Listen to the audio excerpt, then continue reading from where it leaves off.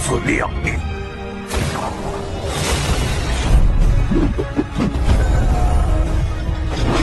我志在必得。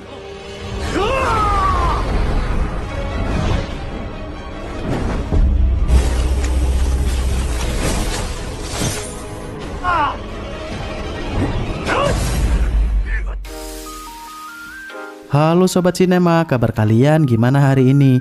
Semoga dalam kondisi baik-baik saja ya. Di video sebelumnya, Xiaoyan yang bertemu dengan Kaisar Es saat menyusuri gurun pasir di sana, perselisihan pun terjadi dan pertempuran pun tak terhindarkan. Yolo juga sempat mengambil alih tubuh Xiaoyan untuk mengimbangi kekuatan dari Kaisar Es di sana. Tanpa berlama-lama lagi, langsung masuk ke dalam ceritanya.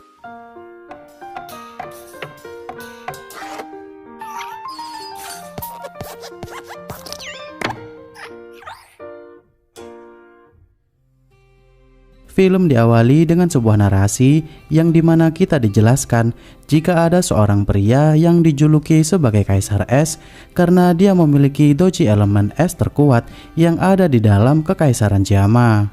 Kemudian Kaisar Es pun mengikuti sebuah turnamen yang diselenggarakan oleh Kekaisaran Jiama dan Kekaisaran Yunti. Dia pun berhasil mengalahkan dua orang dengan level Dao Huang di pertarungan 2 lawan 1 nih. Namun sejak saat itu, Kaisar Es pun pergi meninggalkan Kekaisaran Jiama untuk mengelilingi dunia.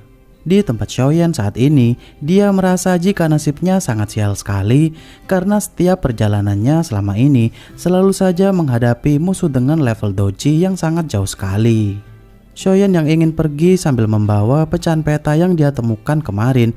Kaisar Es pun berusaha merebut kembali pecahan peta itu karena peta tersebut merupakan salah satu harta karun yang telah dia dapatkan dengan susah payah.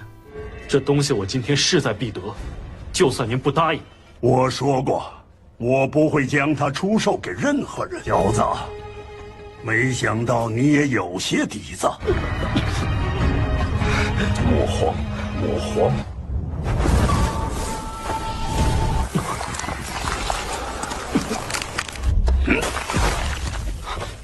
蕴含的秘密绝对不小，想让我平白无故的，哼！ 当年我费尽心机才得到这，这武器居然还有减缓速度的效果。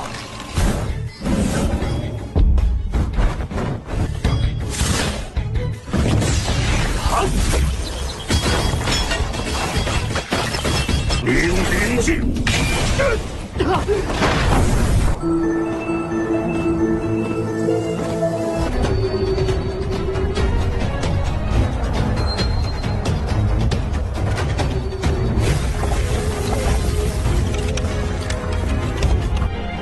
不能再被动抵挡了。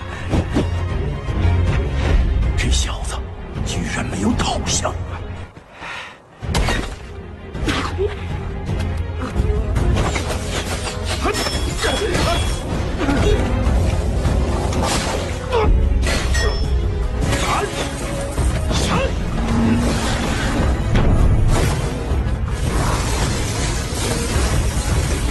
不自量力。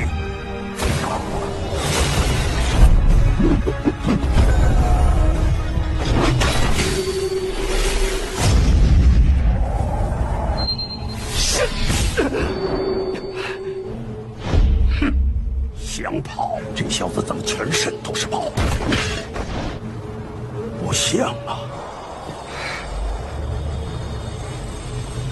今天也不可能拿着地图残片离开这里。实战训练到此为止。若他真是认真了起来，你就足足相差了2个级别。先前的交锋不过只恐怕我早就被擒了。呵呵，的确，我的确不是他的对手。 若不是他现在无法斗气化翼，这片炙热的沙漠中制造出一个坚硬的冰窖，没想到那老家伙竟然能在这么短的时间里。他绝不可能是内系势力的人。小子，你这是何种秘法？怎么可能？好久没人能让我如此竭尽全力的对待了。我志在必得。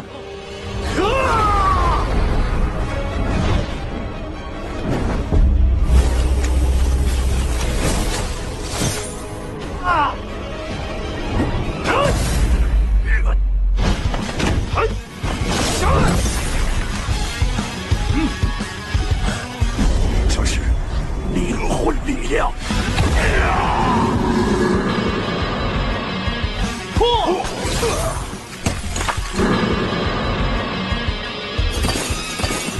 会被你这毛头小子搞得毫无还手之力。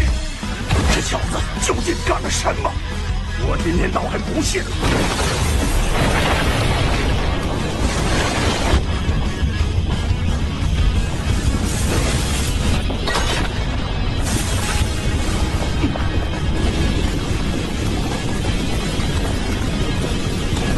援兵劝杀，小子找死！找死，那也怨不得老夫了。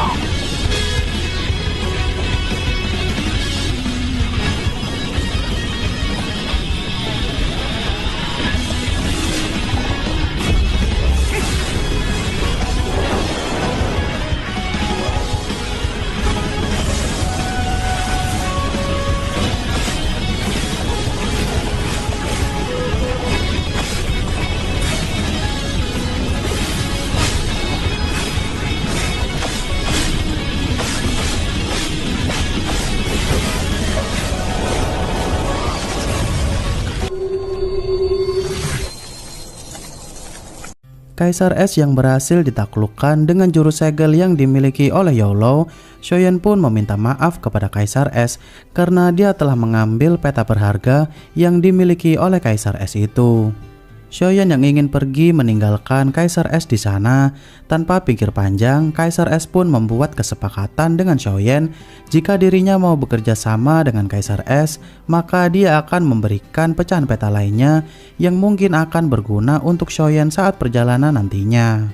Saat Shoyan membebaskan Kaisar Es dari jurus segel milik Yolo, ternyata dia juga mengetahui jika teknik api putih yang digunakan oleh Shoyan tadi adalah inti api yang hanya dimiliki oleh Yolo semata. Di sini pun kita dijelaskan jika ternyata Kaisar Es telah mengenal Yolo jauh sekali sebelum dia pergi menghilang secara misterius. Sebelum melanjutkan perjanjian, jika Kaisar Es akan memberikan peta harta karun lainnya, dia pun mengenalkan dirinya jika dia memiliki nama asli yaitu Hai Botong. Mungkin banyak dari teman-teman yang mengenal Kaisar Es dengan sebutan Hai Bodong ya. Entah ini penerjemah yang salah ketik atau gimana, Mimin juga kurang paham nih. Namun dari segi pengucapan nama dari Kaisar Es, memang dia menyebutkan nama jika dirinya adalah Hai Bodong. Kembali ke cerita yang mana Kaisar Es juga sempat memberitahu Shoyan jika dirinya ingin mencari harta karun yang ada di dalam peta tersebut, maka mau tidak mau Shoyan nantinya akan melawan bangsa manusia ular yang dipimpin oleh Ratu Medusa. Kaisar Es juga memperingatkan Shoyan jika Ratu Medusa memiliki level Do Hwang bintang atas yang masih belum dia ketahui. Karena saat melawan Ratu Medusa di pertarungan sebelumnya, Kaisar Es tidak ada apa-apanya di hadapan Ratu Medusa walau mereka sama-sama berada di level Do Hwang. Dari pertarungan sebelumnya, Kaisar Es juga menerima segel ular dari Ratu Medusa yang dimana doji milik Kaisar Es pun hanya bisa digunakan maksimal di level Dowling saja. Shoyan yang sudah mengetahui musuh seperti apa yang akan dihadapinya nanti, Kaisar Es pun memberinya sebuah informasi lagi jika Shoyan mau membantunya membuatkan pil tingkat 6 untuk menghilangkan segel ular milik Ratu Medusa, maka Kaisar Es akan memberinya informasi lagi di mana dia telah menemukan beberapa lokasi di gurun sana ada kemungkinan terdapat inti api yang sangat Shoyan butuhkan saat ini. Setelah Shoyan mendapatkan peta yang kemungkinan ada inti api di berbagai lokasi yang ditandai oleh Kaisar Es di dalam peta tersebut, Shoyan pun segera pergi ke sana dan mencari beberapa item langka juga untuk membuat pil level 6 yang telah diminta oleh Kaisar Es tadi. Shoyan yang telah menghabiskan waktu berhari-hari menyusuri gurun pasir di sana, Yolo pun menyuruhnya untuk beristirahat sejenak. Namun melihat semangat Shoyan yang sudah mulai terbiasa dengan suhu panas di gurun pasir itu, Shoyan pun ingin memanfaatkan suhu panas tersebut untuk naik level ke tingkat Doshi bintang 2 dengan bantuan ramuan darah api yang dibawa oleh Yolo saat ini. Namun saat Shoyan ingin menaikkan dojinya itu dengan cara memasukkan wajahnya ke dalam pasir, tak sengaja seorang pemuda yang terlihat terluka parah menyenggolnya dan konsentrasinya pun buyar. Pria yang bernama Danzi itu pun meminta bantuan Xiaoyan karena kelompoknya telah diserang oleh tentara bayaran gurun, yakni tentara bayaran yang mirip Muli di part sebelumnya. Awalnya Xiaoyan tidak berniat untuk membantu Danzi, namun saat Xiaoyan mendengar jika dirinya berasal dari tentara bayaran baja, Xiaoyan pun akhirnya setuju dan membantunya nih. Di tempat lain terlihat segerombolan tentara bayaran gurun yang dipimpin oleh Musing sedang memburu monster ular di sana, dan di sebelah mereka juga terlihat tentara bayaran baja yang dipimpin oleh Xuelan sudah tak berdaya melawan Musing dan lainnya. 我们又不会放毒，你说是吧？再给老子反抗，我就马上打碎你的脑袋！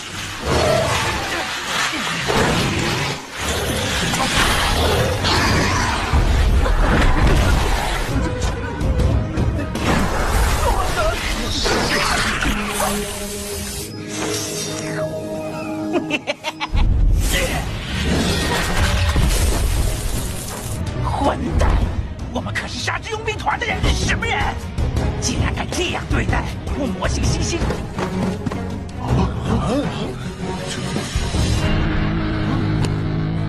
这家伙好暴力！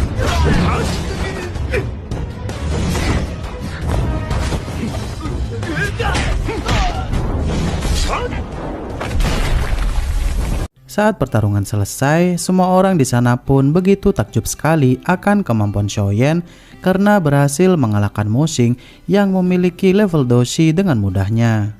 Xuelan yang mengajak Xiaoyan pergi ke suatu tempat di mana tempat tersebut merupakan markas dari tentara bayaran baja berada. Mereka pun tak sengaja melihat seorang gadis yang diperlakukan kasar sekali oleh salah satu pedagang karena telah memecahkan guci miliknya itu. Setelah Xiaoyan membayar kerugian gadis itu kepada pedagang tersebut, Xuelan pun memperkenalkan gadis itu jika dia bernama Qingling, dan dia menerima perlakuan kasar dari para warga di sana bukan karena tanpa sebab, melainkan mereka mempunyai alasan tersendiri untuk membenci Qingling nih, karena dia merupakan keturunan dari bangsa ular dan manusia normal pada umumnya. Dari sisi manusia, mereka yang begitu membenci bangsa manusia ular, mereka malah lebih membenci Qingling lagi karena dia memiliki darah campuran, yang dimana dia dibenci oleh manusia dan dibenci juga oleh bangsa manusia ular.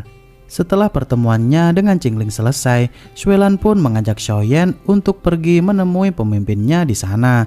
Dan saat Xiaoyan bertemu dengan pemimpin dan wakil pemimpin tentara bayaran baja di sana, di sini pun kita dijelaskan jika mereka berdua adalah kakak kandung Xiaoyan, yang mana kakak pertama bernama Xiaoting sebagai pemimpin di sana dan kakak kedua bernama Xiaoli sebagai wakil ketuanya.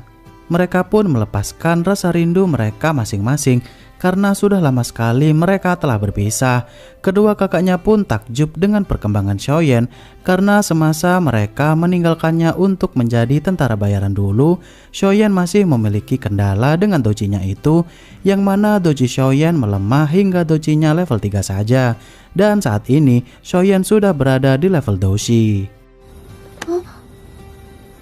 青林，嚯，小家伙不错呀！你不是为别人而活，为的是你自己。不要太过在意别人的目光，你只要记得，你就不用帮我忙活了，早点回去休息吧。说得好。 Mereka yang ternyata begadang semalaman demi melepas rindu sambil minum-minum bersama hingga pagi, Xiaoyan pun akhirnya memberitahu tujuan aslinya kepada Xiaoting dan Xiaoli jika keberadaannya di sini ternyata dia sedang mencari inti api dari peta yang Kaisar Es berikan tadi. Xiaoyan yang meminta bantuan kedua kakaknya itu untuk menelusuri lokasi yang telah ditandai dalam peta tersebut.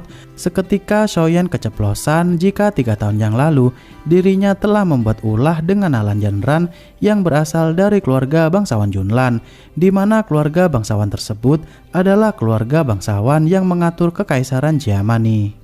Xiaoli yang merasa jika Xiaoyan tak mampu melawan Yanran di pertarungannya nanti, dia pun berusaha menguji kekuatan Xiaoyan tanpa sepengetahuan dirinya nih.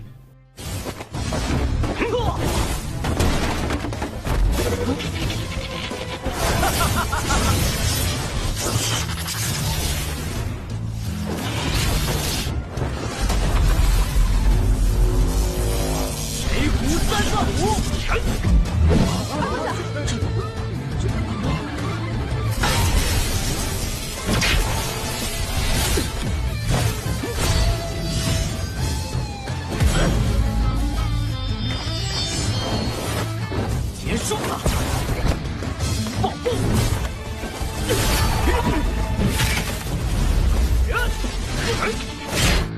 为什么？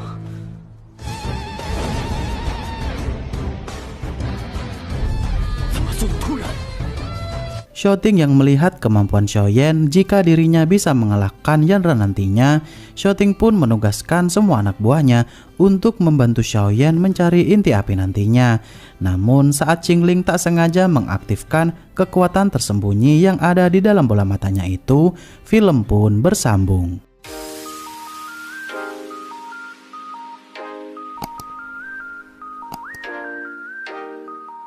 Cukup sekian di episode kali ini. Untuk episode berikutnya nanti kita bahas di part selanjutnya ya. Terima kasih sudah menonton video ini hingga akhir. Sampai jumpa di video selanjutnya. Dadah.